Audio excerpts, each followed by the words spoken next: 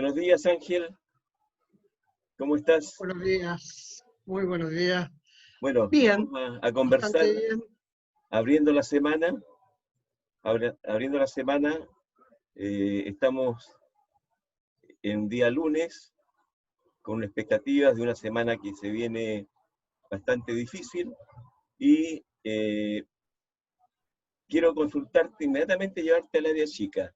¿Cómo podemos construir confianzas, construir esperanza en medio de una crisis que se agudiza y que nos tiene consternados, con agobio, con susto, confinados y preocupados por cada cual sus seres queridos, ¿verdad? Y los que tienen que, no se pueden quedar en casa, los que tienen que salir. En fin, este es el clima en que vamos a conversar y para ver si hay soluciones para levantar la moral, el ánimo en estas circunstancias. Bienvenido, Ángel. Buenos días, Hernán, y gracias por la invitación. En tu misma pregunta, en parte de tu pregunta, hay parte de la respuesta.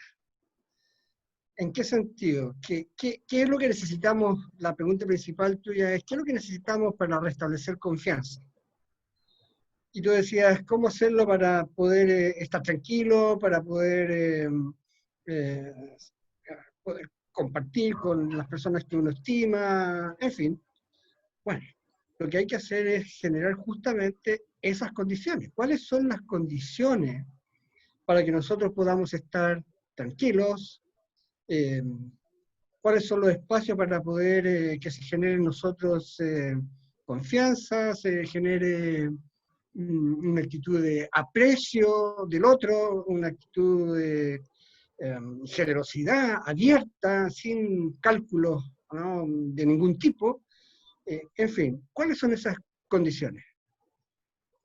Y hay algunas teorías que nos dan luces al respecto, y sin profundizar mayormente en ellas, pero describiendo algunas cosas que son fáciles de comprender. Para que los seres humanos estemos en buenas condiciones para atravesar esta difícil situación, tenemos que tener comida. Tenemos que tener comida, tenemos que tener comida, tenemos que tener comida y abrigo. Eso es lo primero. Hay una teoría que dice, eso es primero.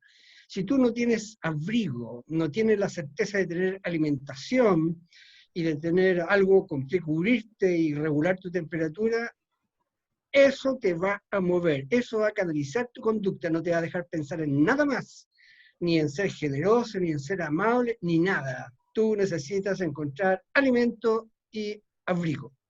Por lo tanto, eso es una cosa, Hernán, que el sistema público, en este caso, en todas sus manifestaciones, el sistema hospitalario, los CEFAN, en fin, debieran ayudar a que toda la gente tenga para comer y para abrigarse. Eso es fundamental, es básico. Si eso no está, nada de lo demás es posible, nada. Eso es básico, de estar en la base. Después de eso, necesitamos sentirnos apreciados, queridos, consultados.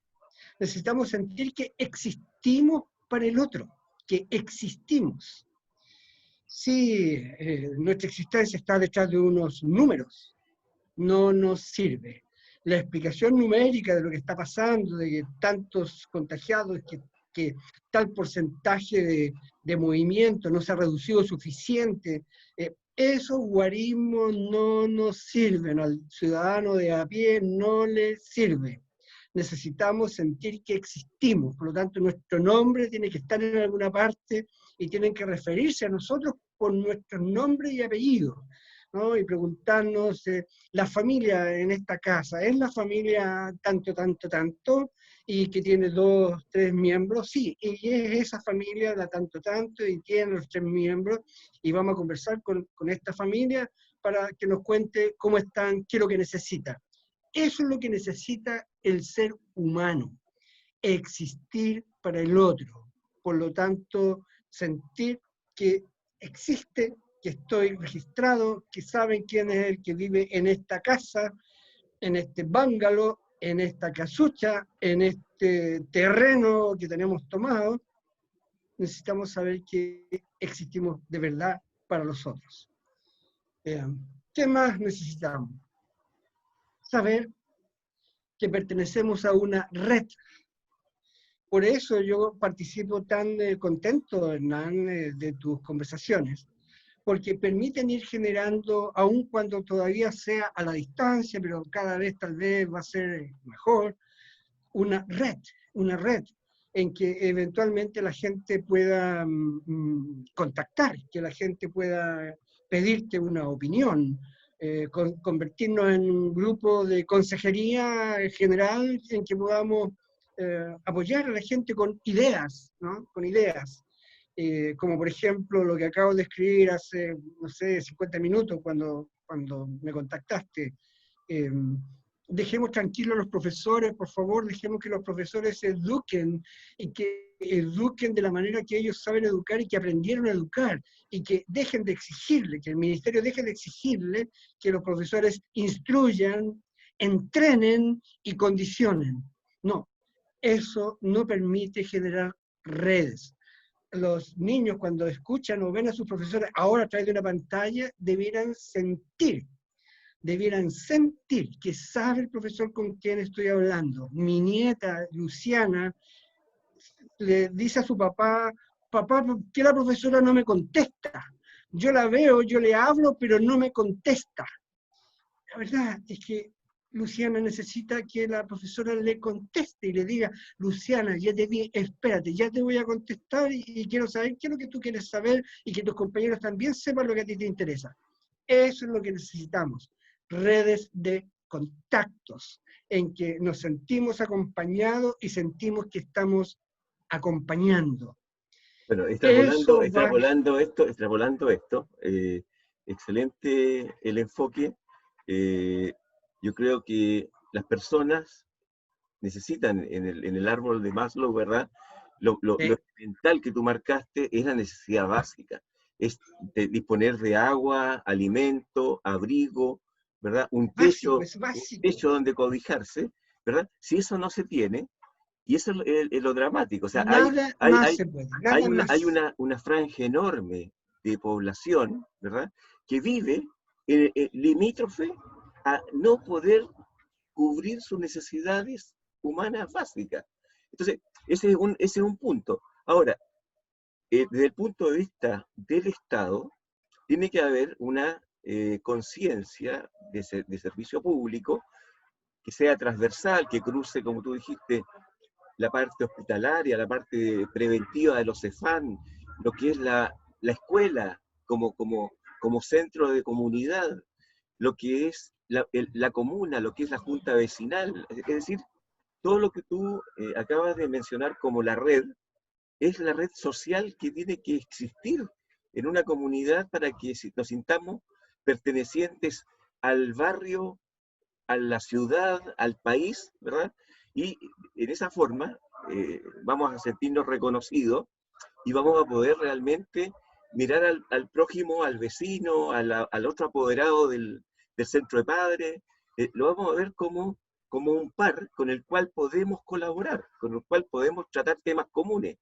Ahora, lo que nosotros vemos, no vamos a hacer diagnóstico de las falencias que tiene esto, porque ya lo hemos conversado mucho, pero el generar confianza, desde el punto de vista de las ciencias políticas, nos lleva a lo que son las negociaciones, los equilibrios de poder.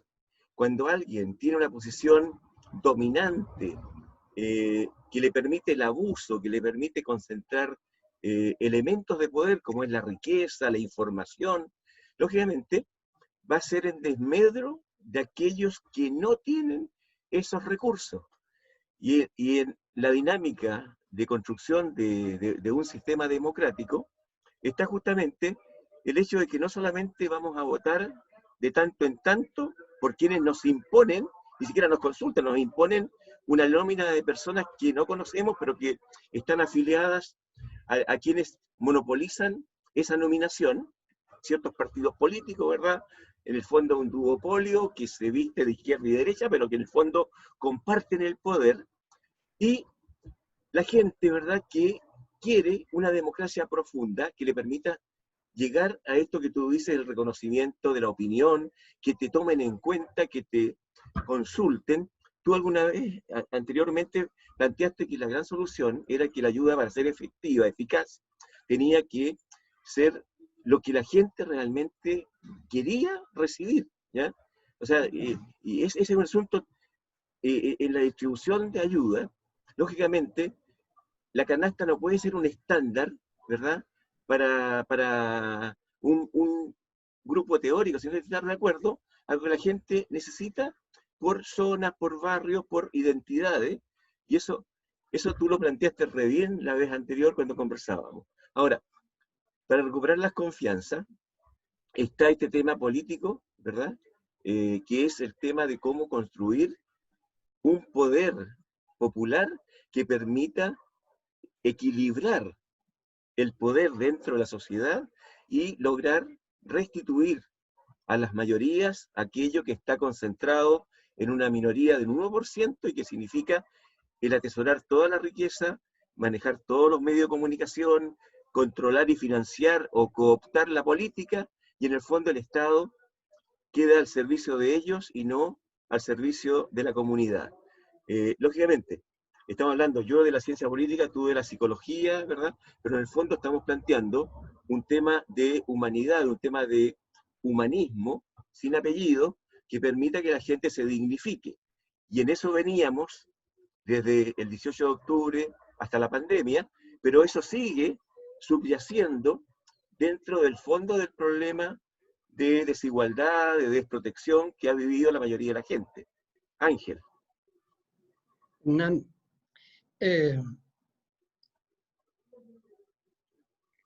Es necesario de repente profundizar y no siempre están los espacios para poder profundizar en estas cuestiones, para que se puedan entender en toda la trascendencia que tiene. Cuando una familia siente que existe, que de verdad el alcalde que viene a dejarme esa comida sabe quién soy. No somos familiares, ni nos vamos a sentar a hacer una actividad social, sino que no es necesario ser amigos, sino que él es mi alcalde, ellos son autoridad y saben quiénes somos nosotros que vivimos en esta casa. ¿Por qué es tan relevante eso? ¿Es porque es políticamente relevante? No, es desde el punto de vista sanitario relevante. Me explico, cuando una persona sabe que existen sus hormonas protectoras, su sistema inmunológico comienza a funcionar mejor, se enferma menos, puede soportar mejor las tensiones, puede soportar mejor este estrés de la pandemia, porque su cuerpo reacciona al buen trato de la autoridad, al buen trato de mi alcalde, al buen trato de mis vecinos. El cuerpo reacciona y se pone más sano y se protege de las eventuales agresiones externas. Y eso no existe. Si me siento solo, me siento abandonado, esa es la cuna de la depresión. Esa es la situación perfecta para que la persona se deprima y se enferme ¿de qué? De cualquier cosa que ande flotando por ahí, porque su sistema inmunológico se deprime también. Por eso que es tan importante, no es solamente un tema no sé, de abuenarnos, de ser buena onda, es simplemente que provoca efectos sanadores en las personas. Y por lo tanto van a recurrir menos a los respiradores, van a enfermarse menos, van a tener que, hasta el virus, aun cuando lo invada, va a ser mejor soportado, etc. Por eso que hay gente que no le pasa nada, es asintomático con el virus, con el mismo virus, es asintomático. ¿Por qué? Porque su vida está mejor, porque se siente considerado. El Julio César hasta se ríe de los peces de colores en su cuarentena. La chica que lo acompaña también, que ya volvió a trabajar, si no me equivoco, hoy día, porque ellos se sienten muy considerados, la gente es cariñosa con ellos porque ellos son cariñosos con la gente. Y eso hace entonces que una enfermedad que ha matado a otros, a ellos les ha hecho apenas cosquillas, ni siquiera sintieron nada, ¿no? Eso es lo que necesitamos como población, sentirnos así de protegidos, porque entonces ni remedio vamos a necesitar, Hernán, ni siquiera remedios. Una, una, Alguien una, que debe una, una inspirarnos. una comida sana simplemente y a sus horas y en un buen clima de hogar, o sea, en un En clima un buen de clima afectivo, en un buen efectivo, clima exacto. afectivo. Si bien es cierto, el hogar es fundamental, mis vecinos también lo son, mis amigos también lo son. Nuestras conversaciones que tenemos de vez en cuando en Nana, a través de la plataforma Zoom, nos hace muy bien, nos produce cosas. Lo dijo ayer Enrique Aranda, o anteayer Enrique Aranda. Lo dijo delante hace algunas horas que conversé con Carlos Arratia. Te pasaste, Ángel, me llamaste. Qué bueno, es ahí lo contento que yo me siento. Y eso provoca efectos hormonales Saludable, saludable. protectores. Felipe Berríos, este cura, de los poquitos curas en que Rescatable yo que existe. confiaría, es que yo confiaría plenamente porque es absolutamente coherente, su vida es un modelo de ejemplo, ejemplo, un ejemplo real de carne y hueso, es Felipe Berríos. Él se relaciona con la gente cara a cara, conoce cuáles son las familias y ha armado un sistema de protección que no sé si has visto o leído. Cada vecino cuyo nombre es conocido por Felipe Berrío tiene una libretita con la cual ellos van a comprar lo que ellos necesitan. Y como los recursos no son infinitos, Felipe Berrío a cada familia, de acuerdo al número de personas que son, si son niños, adultos, en fin, les coloca un valor. Por ejemplo, invento, 50.000 pesos mensuales o 15.000 pesos semanales, en fin. Y la persona va con esa libreta a cualquier negocio del sector, del barrio, y compra. ¿Qué? Lo que necesita. Lo que es necesario para él o para ella este día a esta hora. Hasta que llega al tope. Y si no llega al tope, esa plata le queda para la semana siguiente o para el mes siguiente. No necesitan comprarlo todo en un viaje para que otro no se aproveche de mí. Eso por una parte. Por otra, Hernán, algo que ojalá lo escucharan los políticos, sobre todo los políticos de derecha, y dentro de la derecha, sobre todo, la UDI. Su presidenta dijo en algún momento, cuando se estaba trabajando esta asignación de emergencia familiar, que había que bajar el monto mensualmente porque no podía la la gente gente se puede acostumbrarse, aprovechar. aprovechar y Se puede acostumbrarse aprovechar, a depender del acostumbrar. Estado. Exactamente. ¿Qué es lo interesante? Que cuando una persona o una familia se siente existente, acompañada, querida por sus autoridades, estimada por sus autoridades, no se aprovecha, no se aprovecha. Si se siente atacada por sus autoridades, se siente mal tratada por sus Tratada. autoridades, es que no solo se va a aprovechar, va a hacer cosas para vengarse, para desquitarse. Pero las familias que, al contrario, se sienten bien tratadas, se sienten queridas, acompañadas, son extraordinariamente generosas. Y por eso que vas a ver de vez en cuando algunas familias que a tu ojo pueden parecer pobres, que no tienen tanto, no parecen vivir en lo bullante. Y sin embargo le dicen a la gente, no, por favor, ese plato Lo, o ese paquete, lo ceden, claro. lléveselo a esta otra familia. Ella necesita más. Es que esa familia le está Fíjate, sobrando, fíjate es que es súper millonario. No, se siente querida, se siente considerada y va a ocupar el mínimo posible. el clima que se genera en un barrio cuando se trabaja en olla común es también ejemplificador, porque te digo, nosotros lo hemos vivido en el Cerro San Juan de Dios, Junta Vecinal Lord Cochrane, donde se instaló una olla común. Y, lógicamente, hay vecinos que van a buscar, ¿verdad?, su ración, nadie se aprovecha, todo, y queda para la gente de calle. O sea, y esto se distribuye ahí en la Plazuela de Ecuador a personas que están realmente en una condición miserable, o sea, que no tienen ni la alimentación, ni el abrigo, ni el cobijo, digamos,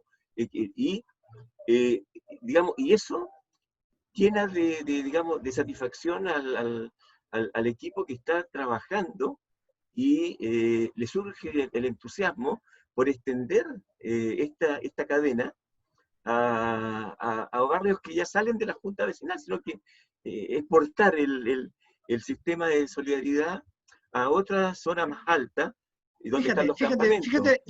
Fíjate lo que tú estás diciendo. La gente se da cuenta, los que están organizando esto, se sienten tan contentos de ver el resultado, de cómo reacciona la gente, que la gente no se aprovecha, se llenan de tanto cariño de la gente, de tanto reconocimiento, que le dan ganas de extender lo que ellos hacen a otros barrios, que no son los barrios que les corresponde a ellos en términos geográficos, en fin, porque eso es lo que ocurre. Ahora, quiero advertir, porque todo tiene sus limitaciones. Las personas, Hernán, que durante muchos años han sido maltratadas, que fueron torturadas, que fueron muy maltratadas en su vida, lo pasaron pésimo, han pasado hambre, han pasado rabia, han estado presos, en fin. Esas personas difícilmente pueden recuperarse en el corto plazo.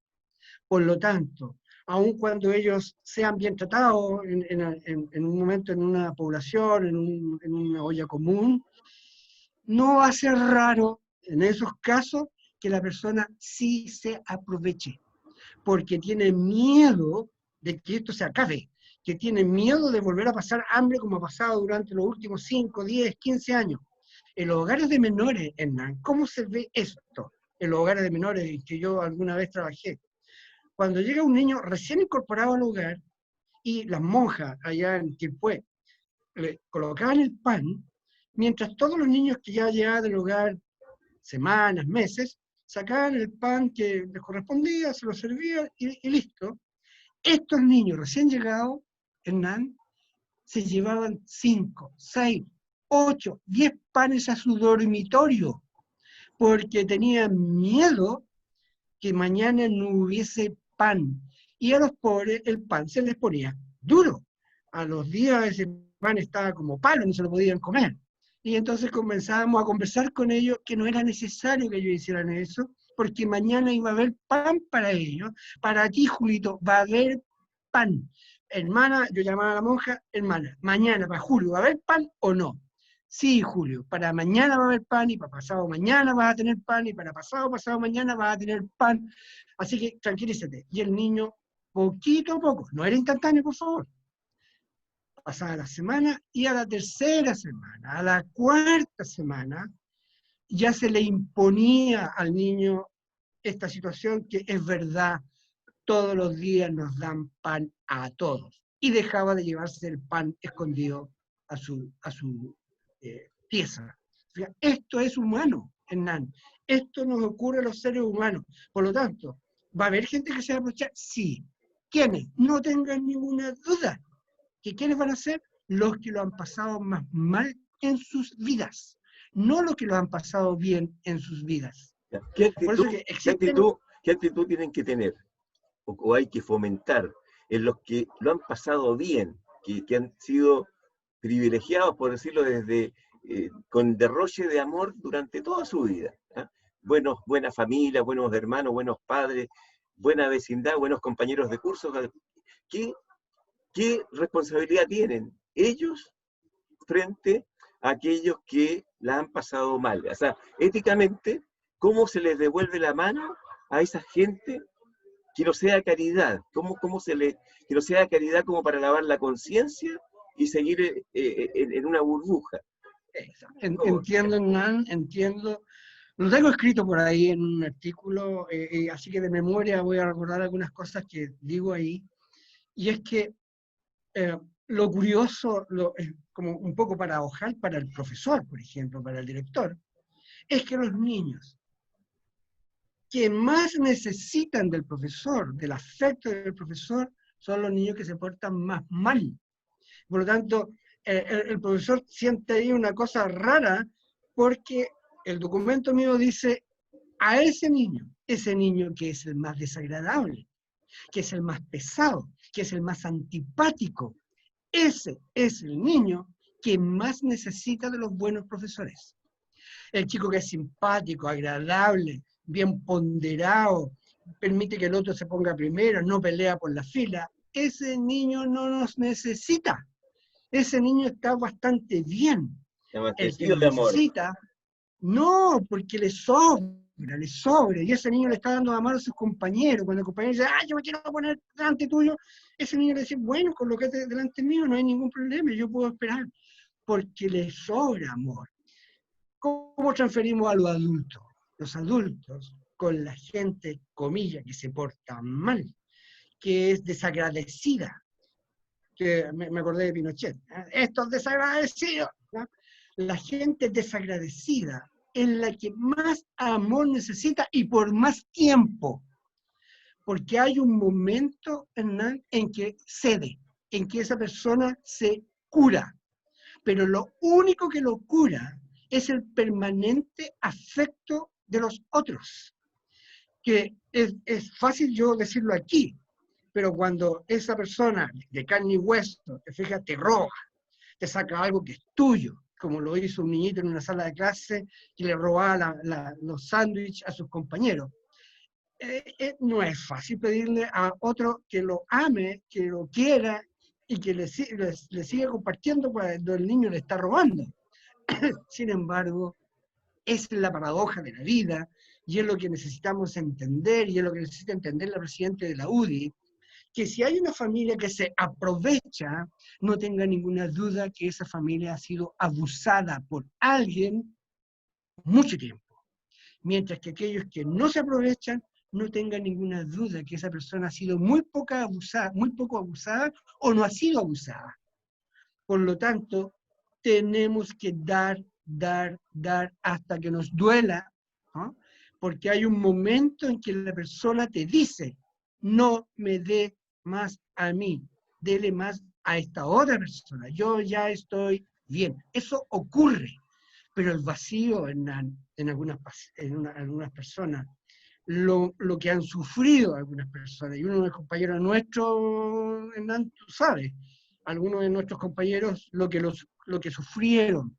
Y si tú escuchas y te das cuenta, son las personas que más dolor manifiestan todavía, a pesar del paso de los años. En su lenguaje, en su actitud, todavía manifiestan dolor, porque esos son dolores tremendos, que duran años en vaciarse, en salir desde el interior de las personas. Son dolores que han producido toneladas de pena, toneladas de lágrimas, y van saliendo de a 100, de a 500, de a 1000.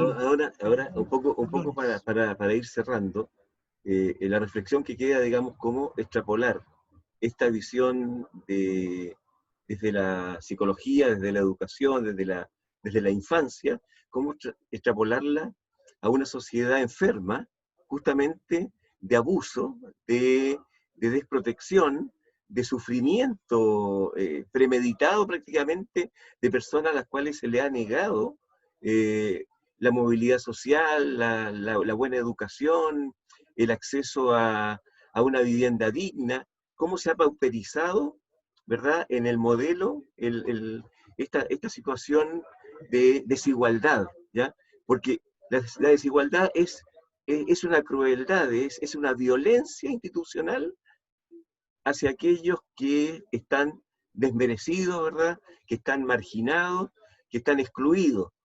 Entonces, esto también tiene hasta ribete para entender lo que es el racismo, ¿ya? La supremacía blanca, ¿ya? La supremacía blanca que la estamos viendo en esta semana ¿verdad? Con toda su crueldad, con toda su impunidad de siglos, ¿ya? O sea, todo esto nos tiene enfrente de una sociedad enferma en donde la gente que tuvo afecto, que se formó con valores, con respeto mutuo, tiene que asumir un rol, porque si no, quedamos en el péndulo, ¿verdad?, de la violencia represiva o la violencia de la anomia, de destruir todo, porque estoy impulsado solamente por el dolor, la bronca, el resentimiento. O sea, hay un término medio que hay que construir cambiando con políticas públicas esta situación de crueldad hacia las mayorías marginadas para darles aliento. Y ahí yo me remonto, ¿verdad?, a que el asistencialismo, el darle cosas, el darle bono, mal acostumbra a la gente y los hace a veces profesionales de la pobreza. Pero lo que era antiguamente promoción popular, o sea, el sacarlos con su propia energía, revertir su paradigma y hacerlos empoderados, dueños de su barrio, de su autoconstrucción, de su comprejunto, de su cooperativa, yo creo que ese camino, estoy contestando yo mismo, pero te lo dejo a ti para tu último comentario, pero yo creo que por ahí tiene que ir el camino de aporte de las personas que han tenido un pasar digno, no digo económico, no digo que tengan más cosas, sino que han tenido una carga de afecto en su vida que los deja en deuda para tener que devolverle la mano a la sociedad.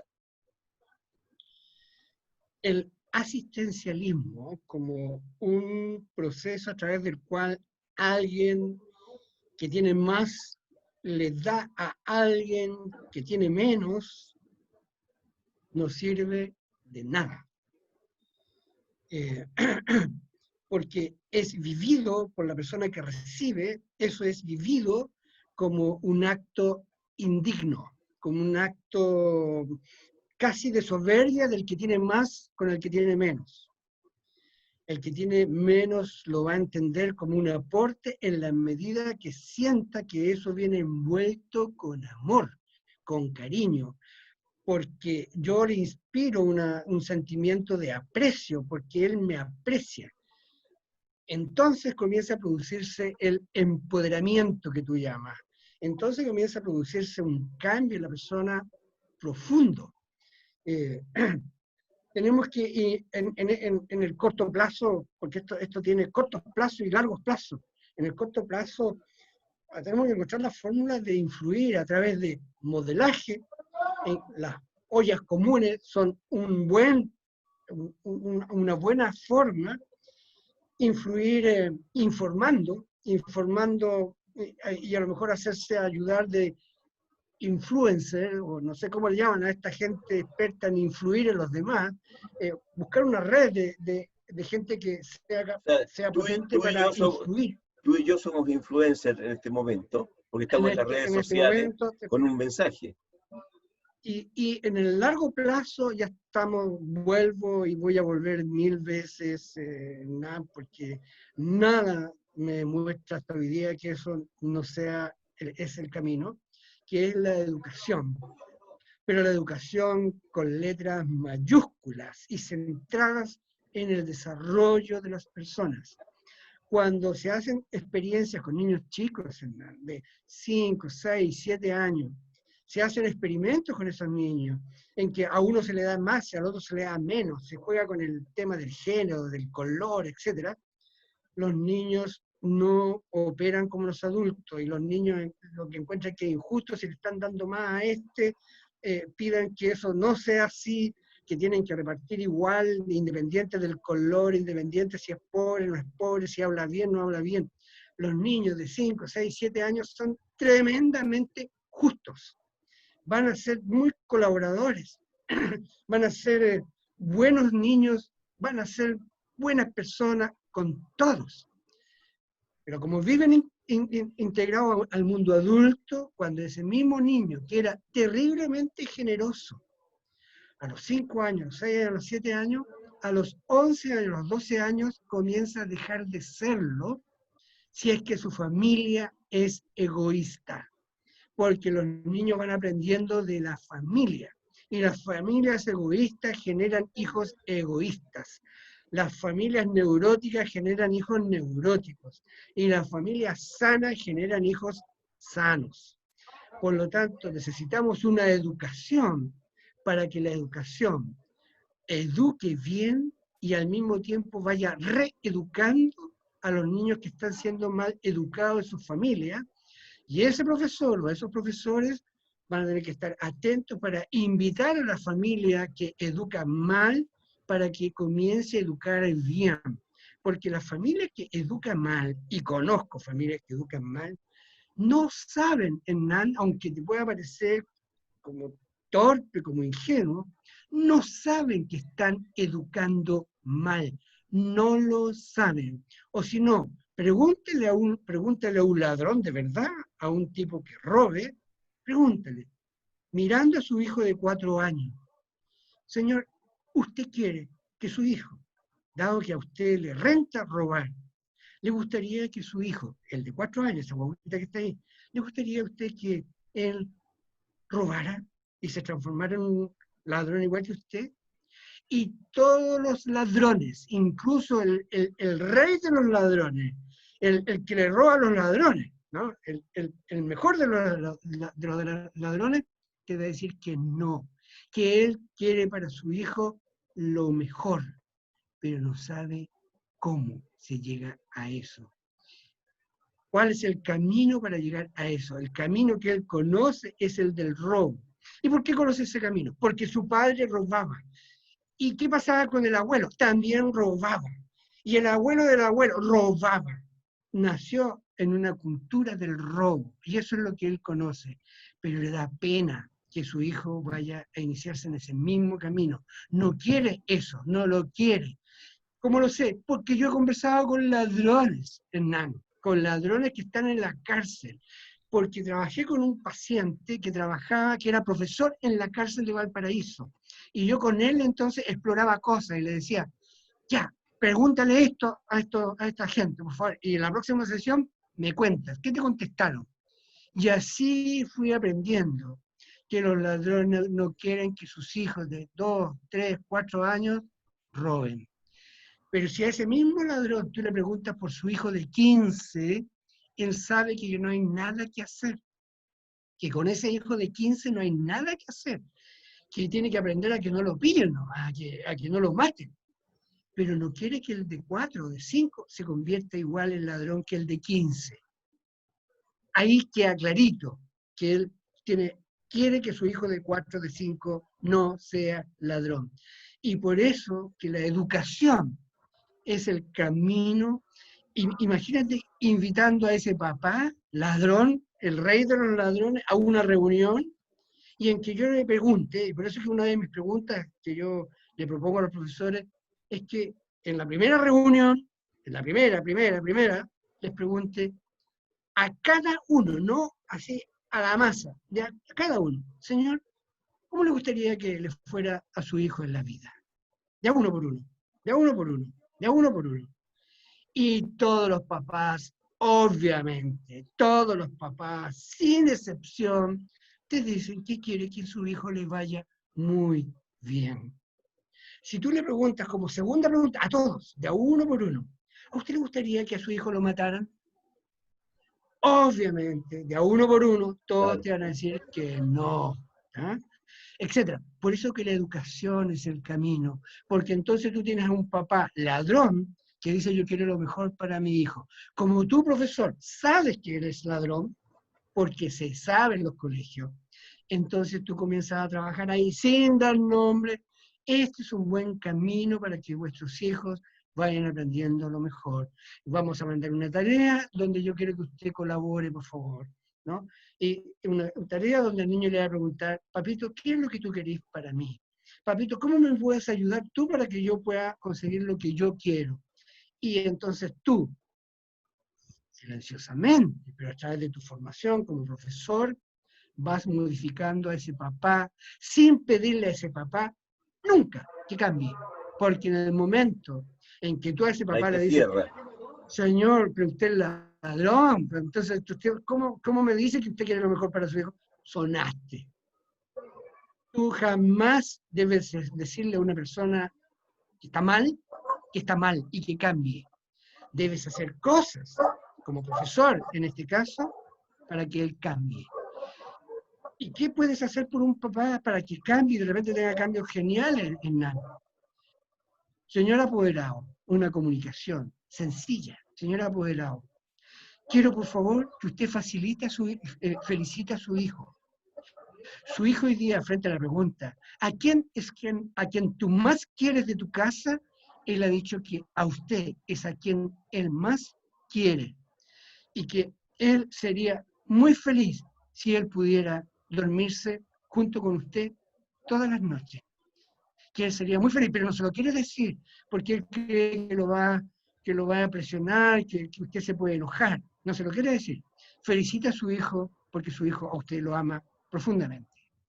Bien. Dime, ¿qué va a pasar con ese papá cuando lea esa nota? ¿Qué va a ocurrir? Tú no le has dicho a él que es ladrón, tú no le has dicho a él que tiene que cambiar, no. Tú le estás diciendo, felicita a su hijo, porque su hijo ha dicho esta cosa extraordinaria. Ese papá, después de esa comunicación, y te cuento de casos reales, Fernando, esto lo hemos vivido con un profesor, produce cambios extraordinarios, extraordinarios. Y si a eso, esta es otra idea, Hernán, que no vamos a alcanzar a desarrollar en plenitud en este momento, pero quiero insinuártela. Si la escuela del barrio, la escuela de 420, que son rurales, o la de 300 no sé cuánto, incorpora dentro de su equipo directivo a los apoderados, incorpora dentro del equipo directivo a un ingeniero comercial experto en proyectos sociales. Ese equipo directivo tiene que gestionar el colegio de tal manera, está sonando el teléfono, debe ser el Pato Herrera, colócale pausa, debe ser el Pato Herrera. Ya, vamos a cerrar después, ¿eh? Ya, vamos. Sigue. Decía, ese papá, en ese papá esto tiene un efecto tan extraordinario que ese papá ya nunca más va a ser el mismo papá. Y en silencio, sin decirle a nadie, él va a comenzar a cambiar. Y él te lo va a hacer notar de alguna manera que él está cambiando. Hay profesores que han hecho esta experiencia y han contado cosas Esto extraordinarias. se parece, Ángel, cuando el profesor tenía alumnos revoltosos, a ese alumno más revoltoso lo ponía de jefe de curso, de jefe de disciplina, y él asumía el rol que tenía que dar el ejemplo, y él corregía su conducta frente a sus compañeros. Exactamente, pero sin embargo, lo que el profesor nunca supo. Se llama psicología inversa, ¿no? Sin embargo, tiene una parte de psicología inversa, Hernán. Sin embargo, colócate atento a este detalle. Cuando tú nombras a ese niño desordenado, siempre anotado por mala conducta, y lo pones de jefe de curso, el niño te va a quedar mirando y te va a decir, ¿a mí? ¿Yo? ¿Usted quiere que yo sea el jefe de curso? Y el efecto que produce lo que produce es que él ha sido designado por el profesor en un estatus de reconocimiento de su persona. Él ha comenzado a existir de un modo nuevo, de un modo en que yo soy importante para el curso, y por eso cambia. Eso genera el cambio en el chico, y no es, me voy a portar bien porque como ahora soy el jefe, tengo que portarle. No, esto no lo piensa, no, pero... Eso no lo piensa, No. simplemente está tan feliz, ¿te fijas? Que el cabro comienza a cambiar. Bueno, te decía que un tema, ahora volví, el tema que quiero que hablemos en el futuro es este equipo directivo del colegio, en que incluido un ingeniero comercial. Imagínate, yo proponiendo incluir a un ingeniero comercial, experto en proyectos sociales, para que ese equipo directivo de ese colegio se encargue que ningún apoderado de ese colegio esté cesante. Que ningún apoderado de ese colegio lo esté pasando mal. que ningún apoderado. Y como al cabo de un tiempo todo ese colegio va a estar muy bien, va a comenzar a chorrear a otros colegios de otros barrios. ¿Sí? Y entonces podríamos tener ahí un germen del cambio dentro de las escuelas. Un o sea, germen del cambio. convirtiendo a la escuela como un centro De de desarrollo, desarrollo Hernán, social, social. le llamo yo en un documento motor de desarrollo social. En todo caso, Y tú tendrías, hay que un poco hacer una reingeniería en el profesorado, sobre todo el profesorado joven, que fue formado en parámetros totalmente distintos, que en el fondo hacer una clase es como llevar la contabilidad para la subvención. O sea, hay una distorsión grande en el rol del profesor. Tú partiste señalando de que le fijan tantas pautas que al final el tipo gasta el grueso de su tiempo no en educar, sino que en llevar los, los, los, los, los libros cubiertos de todo aquello que le están pidiendo. Para exactamente. eso. Hernán, yo escribí hoy día un documento por ahí en el Facebook donde digo, los profesores, cuando están formándose como profesores, yo he tenido el privilegio de preguntarle a ellos antes de comenzar mis clases, ¿por qué estás estudiando pedagogía? De a uno por uno, ¿eh? No aquí la mayoría de quien quiera hablar, no, de a uno por uno. ¿Por qué estás estudiando pedagogía? La mayoría, no todos, no el 100%, pero la mayoría, sobre el 80%, porque yo quiero colaborar con la felicidad de los niños. Yo quiero colaborar para que el niño alcance sus propósitos y no quede en el camino como cientos de niños que yo vi quedar en el camino, profesor. Yo quiero ser un profesor para provocar un cambio social. 90% de los alumnos de pedagogía en primer año te dicen eso.